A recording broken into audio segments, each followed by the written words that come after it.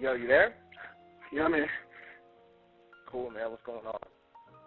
Feeling good? Good. All right. So, my name's Myke, man. I'm from a group called DeadEndHipHop. I guess we're going to do a quick phone interview with you, if that's cool. Is this a good time? Yeah, that's fine. All right, cool. All right, so your newest album you just dropped, We Don't Even Live Here. So, how's that going for you? I'm pretty good. I'm really happy with it. I'm really happy with the response it's gotten so far. Yeah, it's good. It's out there. So can you kind of explain the title of the album We Don't Even Live Here? Like, what does that actually mean? It's talking largely about how I feel about the political system and the kind of the place we're at right now as a nation. And there's a chorus on there that goes, "This world's got a whole lot of locked doors. We decided not to live here anymore." That's kind of a lofty way of putting it, but that's kind of what it is. It seems like the world isn't necessarily set up in a way that makes it easier for everyone to be happy. So I'm trying to skip some of those conventions and find happy in different ways. Now, how does this album differ from Never Better? If you want to talk about sound-wise, if you want to talk about content-wise, either one, like how does this differ mainly? Well, sound-wise, definitely, it's a huge step in a more electronic direction from the guitar-heavy, guitar-based music that I've made in the past. Lyrical content-wise, I think it comes across a little stronger lyrically. I think it comes across a little more pointed when it comes to maybe some politics and those kind of vibes. Yeah, one thing I have noticed about the newer album is you seem, and I hope I'm not completely off base with this, but you seem a little more anti-establishment this time. Was that something that was conscious, or is that just come out naturally? Yeah, I mean, it's kind of where I'm at. I don't think I tried to be more or anything. I've always kind of written about how I'm feeling about the world around me, and I think just in the last couple of years I've gotten a lot more. I don't know. I lean a lot more left than I ever used to a point where it might be too left. I'm definitely not a Democrat. Right. No, understandable. Can you kind of explain the idea behind Fuck Your Stuff? That track, to me, seems about as fucking punk rock as a hip-hop song can possibly get. So what was the idea behind that when you wrote that?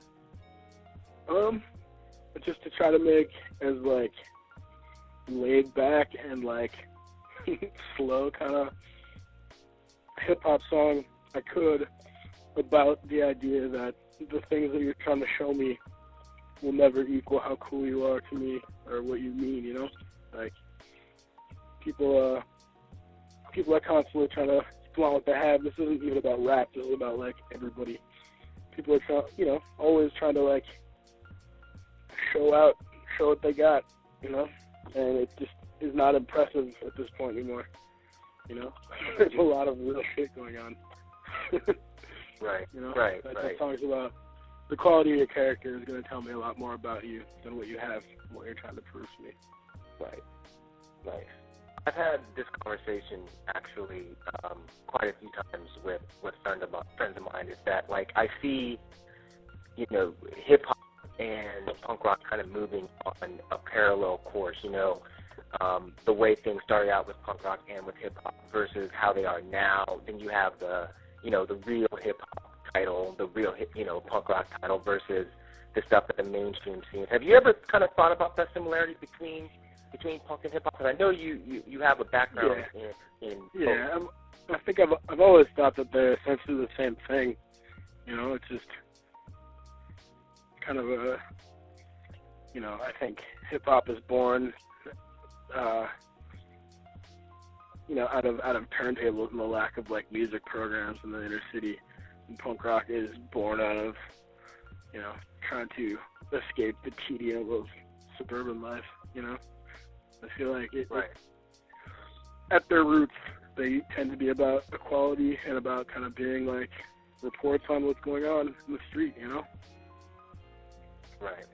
I think everything kind of moves in its own way, but I think at their very roots, they're very similar. I know you have a band as well, Building Better Bombs, but how did you actually make the transition from doing punk rock to doing hip-hop? Were you doing both the entire time, or did you kind of take a break from there wasn't really a transition, you know. It was just I always did both.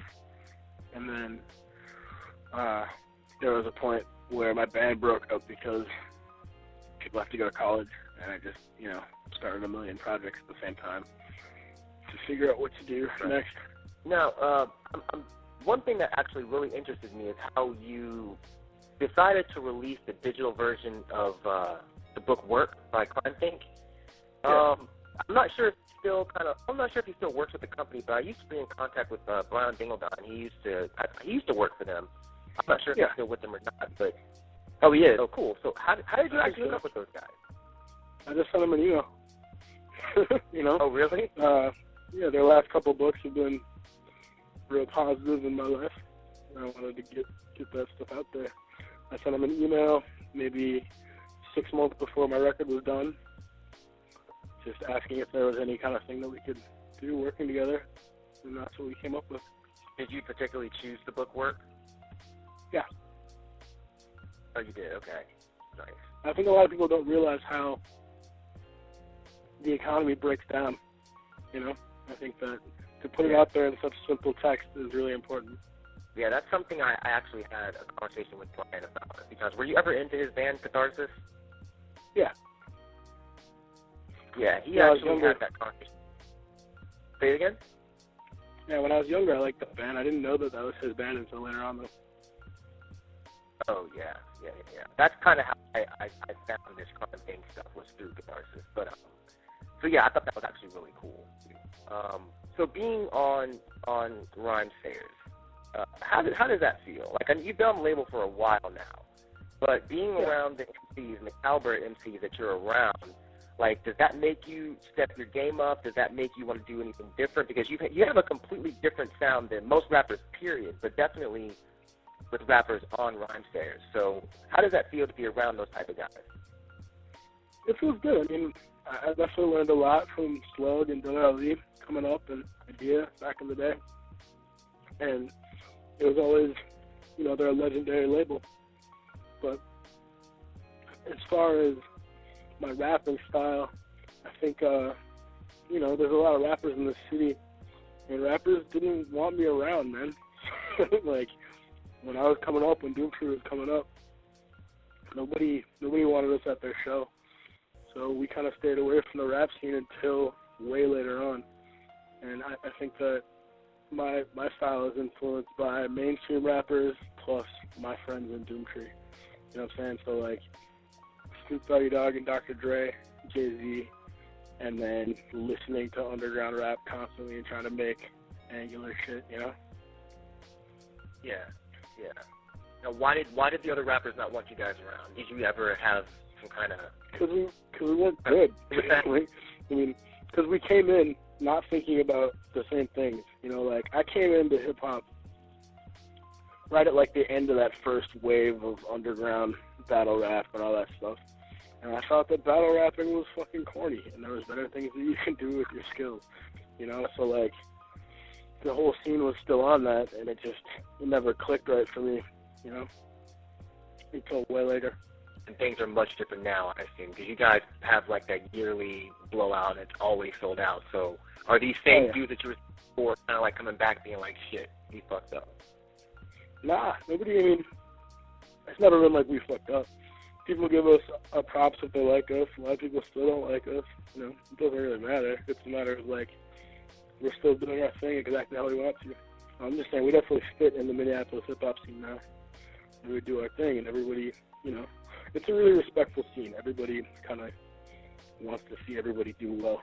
I've never actually been in Minneapolis, but, you know, you guys seem to have a pretty tight scene, so That's nice. So when you actually sat down to start writing We Don't Even Live Here, like, what frame of mind were you in? I mean, I was in that work mind, you know? Like, Yeah. that crime fake book work, about thinking about the economy, thinking about the world, you know, thinking about trying to figure out how to be happy in a pretty overwhelmingly unhappy kind of place. You know, the world. it seems like it's kind of overwhelmingly unhappy. You know, that's where I was sitting down to start. But I really didn't want to make a sad record. I wanted to make a fun record to listen to. You know? Right. So combining the electro in there kind of gave me exactly the vibe I was looking for. So, all right. So here's something I've always kind of wondered. So if you had to name, say, 5 artists, right, that you think everyone that digs you should check out, like, who would you name? And it doesn't matter if it's hip-hop. It doesn't matter if it's hardcore or whatever. Like, who are the 5 artists that you think have influenced you the most? Probably Song Zarathustra, At the Drive-In, Refused, LP, and A$AP Rock. I definitely was influenced by Atmosphere and you know, the whole scene, but the stuff that I was really into was, you know, the Death Jokes stuff. So you kind of grew up on Death Jokes a little bit? I grew up on Rhymesayers and Death Jokes, but the Death Jokes sound was a lot noisier, you know, and I just grew up loving noisy stuff, so I just gravitated toward that.